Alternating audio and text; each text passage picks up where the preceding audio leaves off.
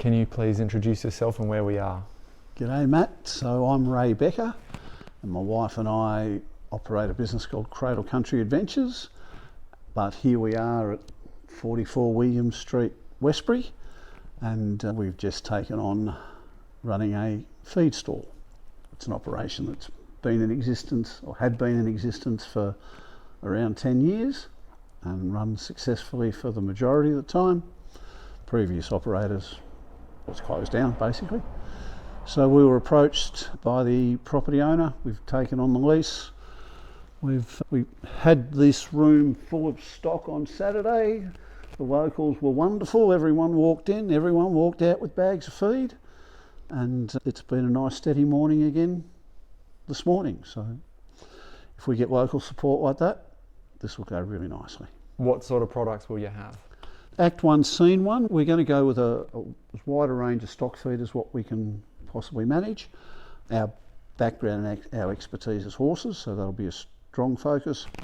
I've discovered that for every breed of dog, there's a brand of dog food, which is going to be a little challenging, but we're in the very fortunate situation that the biggest wholesale, agricultural wholesale warehouse in the state, if not the only wholesaler in the state, is 3 kilometres from that front door.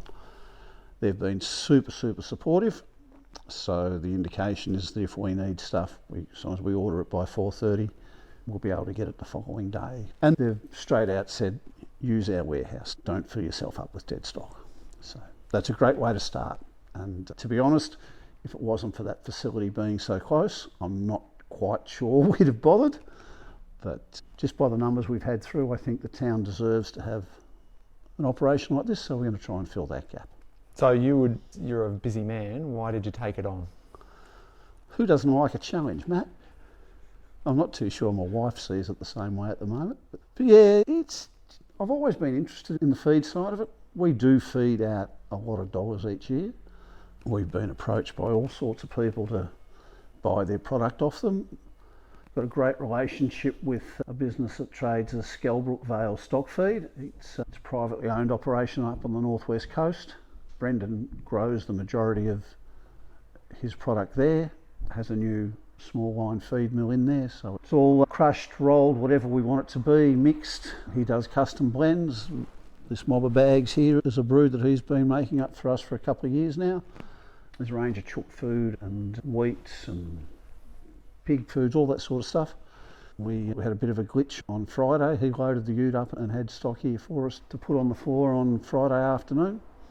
Great support by suppliers, and that's really the strength of it. Local, reliable suppliers, keeping the money in the local economy as well. That's the circular economy, they call it, don't they? They do. Yeah, we can wander off to the big multinationals and send our money overseas, or we can keep it where it belongs, in our town. What do you see happening in Westbury over time? Oh, look, I can only see it growing more. We've only moved into this area in the last 18 months, and it's been an eye-opener. I've driven through Westbury for decades and around Westbury for decades, but I've never really driven through the place and looked. And when you drive through it and look, Anna over here that's working with us, she's got a couple of 5-acre blocks, one of which she's got a lovely house on, the other one which may be for sale at some stage, but the place is full of these little blocks. And each of these little blocks has got a kelpie or two, or some chooks, or a couple of ponies for the kids. And I really do believe that's going to grow. We're 20 minutes from Launceston. Who wouldn't want to live out here rather than a concrete box in a new suburb in Launceston? There's some other businesses that seem to be growing as well in Westbury with the Acacia Healing. Love Lucy Boots does very well. I think there's some businesses on the corner. Have you bumped into them at all? I'm one of Chris's patients, Acacia Healing, and he's a genius. He's very talented. The butcher directly opposite us, you wouldn't believe the amount of meat that goes through that place. Tiny little butcher shop in Westbury. Lucy and her coffee, there's people sitting on milk crates out the front every morning, and not all of these mornings are warm and cosy. Just unique little operations, boutique I suppose is the word. So I think what we do will fit in with that model. With our horse riding business, we use Lena Cartwright, who has the kitchen down at Fitzpatrick's Inn, and she does meals for our ladies that come in for 4 or 5 days. Superb food. So again, keeping the money in the local economy. Yeah. In 5 years' time, what does it look like? What do you think you'll be doing? What do you think this place will be looking like? Do we look that far ahead? Can we worry about 5 days' time, Matt? That's fair. This came together when Sterling Hookway, who owns the building and is part of the real estate operation behind you, rang me up and said, my building's empty. I know you'd expressed an interest in going into the stock feed business. Should we have a talk? And 2 weeks later, we're open. So I'm really not worried about what happens in 5 days' time. That's where my focus is at the moment. We'll be here in 5 years' time. How big it gets, I don't know. But again, if we get the local support, when I say local, Delorain's up the road, Birrelly's out there, Longford's over there. I honestly believe there's more horses per head of population in this little area than probably anywhere else in the state.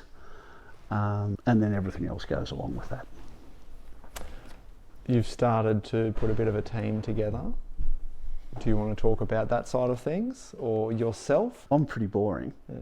We have got a great team of people. So there's my wife and I have been running I've been running the horse riding business for 20 years.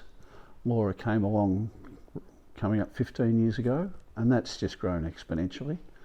We've got some terrific people that work with us in that, mostly part-time casuals. Our senior guide, I think she produced a baby about 2 weeks ago, so she's been out of riding action since early December. But we hope to see her back in the near future, and there's a possibility that she'll do some work with us in this operation, and various other local ladies. There's probably 4 or 5 that we call in from time to time.